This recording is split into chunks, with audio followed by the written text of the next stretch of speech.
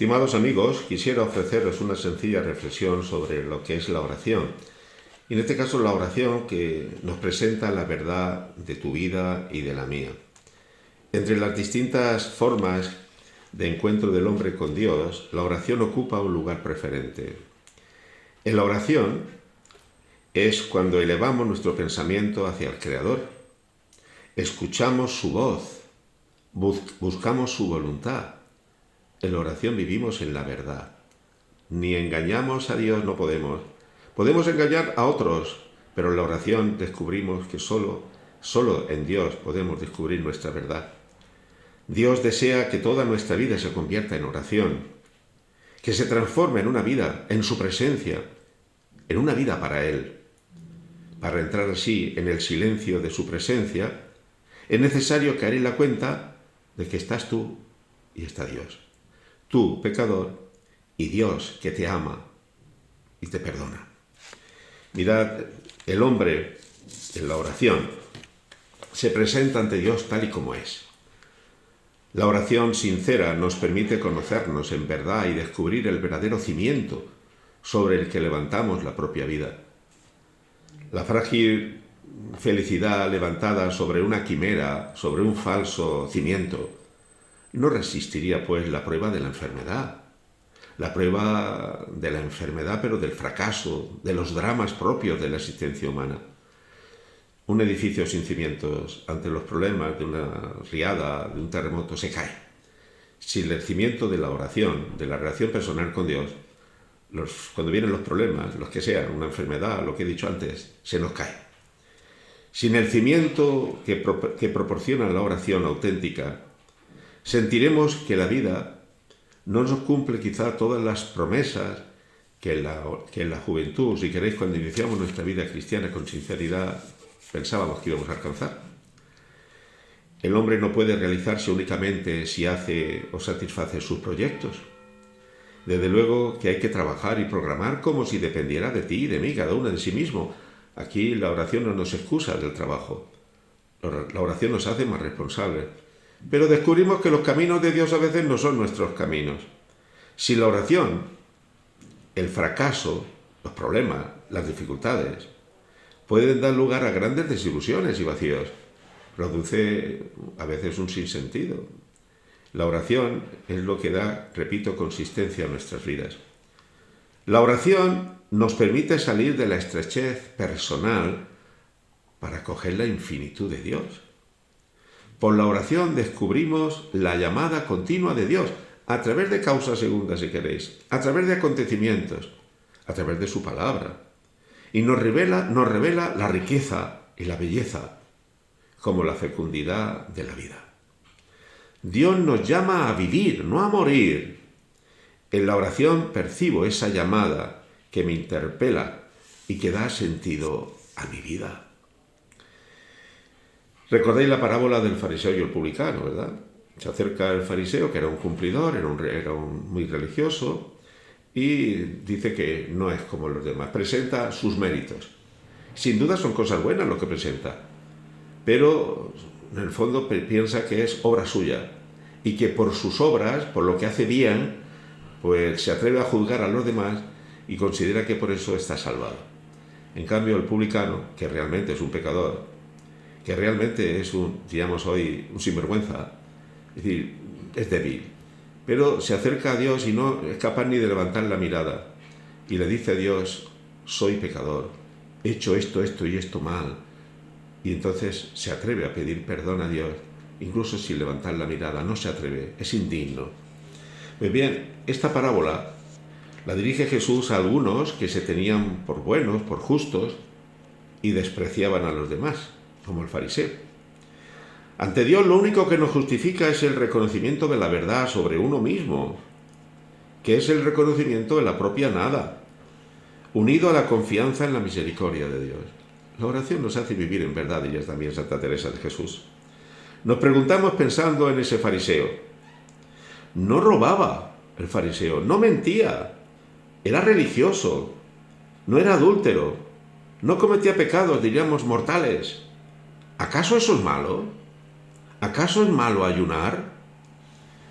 Mirad, Jesús con esta parábola nos enseña que ni siquiera los pecados más graves nos cerrarían tanto a Dios como sí que nos separaría de Él la hipocresía. No reconocer la propia nada, vanagloriarse pues quizá de lo que hemos recibido, que no es nuestro, y lo miremos como, o lo miráramos como un don nuestro, como un fruto de nuestro esfuerzo y trabajo, que nos llevaría a considerarnos mejores que los demás por ese don que tenemos, que repito, que no es nuestro, que lo hemos recibido. El publicano sale justificado porque confía en Dios, y confía en Dios y pone sus miserias, sus pecados. Oh Dios, ten compasión de mí, que soy un pecador. La oración nos hace ser sencillos y humildes. Nunca saldremos de la oración preocupados ni obsesionados. Siempre, cuando somos sinceros en la oración, nos sentiremos amados por un Padre que nos ama con locura. El fariseo se envanece por algo que ha recibido, repito, que no es suyo. Despreciaba al publicano por causa del don que él había recibido. Y resulta que no reconoce su nada. No reconoce que si Dios no le preservara, podría cometer esos pecados del publicano y muchos más. No reconoce sus propias miserias, sus pecados de omisión. No reconoce los cometidos de desprecio hacia otros, el abuso quizá de la gracia que Dios le da. Los muchos dones que Dios le da no los pone en práctica, no los pone en servicio de los demás, se llena de orgullo, vanidad y soberbia. Fue injusto con Dios ese fariseo y con aquellos a quienes él despreciaba. La oración nos hace ser sensatos, nos hace ser humildes. Cuando tú te pongas en la presencia de Dios, en la oración, confía en su misericordia, reconoce la verdad de ti mismo, como el publicano la reconoce, no la oculta. Y así podrás ver con los ojos con los que Dios te ve, verás tus miserias y tendrás piedad de la criatura, de las personas que hay a tu alrededor, que son quizá pecadores, y serás paciente con ellos. Te transformará, te santificará y te llenará de Él mismo. Dios vendrá a ti y hará morada en ti. Esta es la oración. Si decimos no tenemos pecado, nos engañamos y la verdad no está en nosotros. Así lo dice la primera carta de Juan, en el capítulo 1. Incluso, aunque no haya pecados, aparentemente, o no los descubramos, mientras vivamos tendremos quizá la capacidad potencial al menos de la tentación y quizá de pecar. Somos como un recipiente débil, agrietado. Así lo reconoce San Pablo en la segunda carta a los Corintios, capítulo 4. Somos débiles y la tentación está siempre al acecho. Y si no hemos pecado hoy con la gracia de Dios, pero podemos tener mañanas tentaciones y ser débiles y caer. En el silencio de tu corazón, lleno de confianza, ponte ante Dios. Reconoce tu pecaminosidad. Cuando tomes conciencia de algún pecado, reconoce ante Dios pues que eres capaz de pecar, que eres muy débil, si Él no te preservara de esa situación. Has de despertar pues la gratitud. Señor, no entiendo que me ames, que me quieras y quieras habitar en mí, que soy un recipiente débil, vulgar.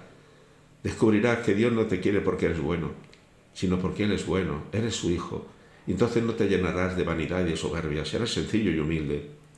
La manera con que Dios nos expresa su amor puede ser totalmente incomprensible para nosotros. A veces Dios nos expresa su amor con el beso del sufrimiento. ¡Oh, madre mía! Pensamos muchas veces que el dolor, el sufrimiento, la cruz, los fracasos son algo malo. Y para algunos les lleva a decir que Dios no les quiere, incluso les aparte de Dios, se escandalizan de Dios.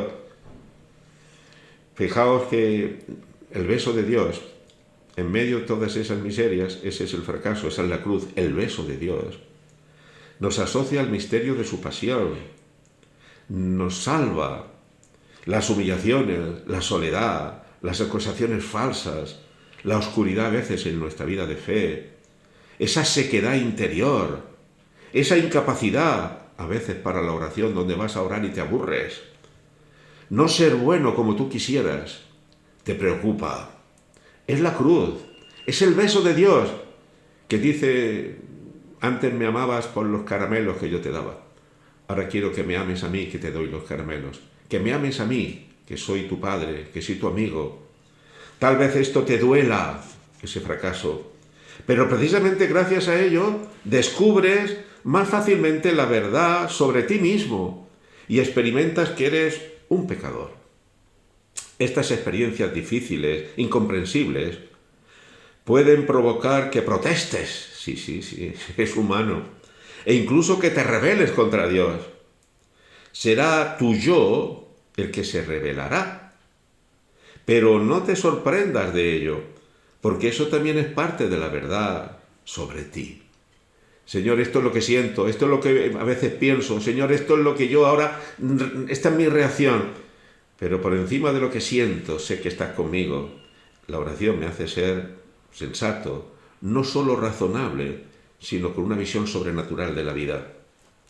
Ojo con el fariseísmo enmascarado. Bajo la apariencia de una falsa humildad, del fiel cumplimiento de la religión, se puede esconder la mentira, la hipocresía. Y daos cuenta que no hemos de tener miedo de ver el abismo de tu miseria, de la mía.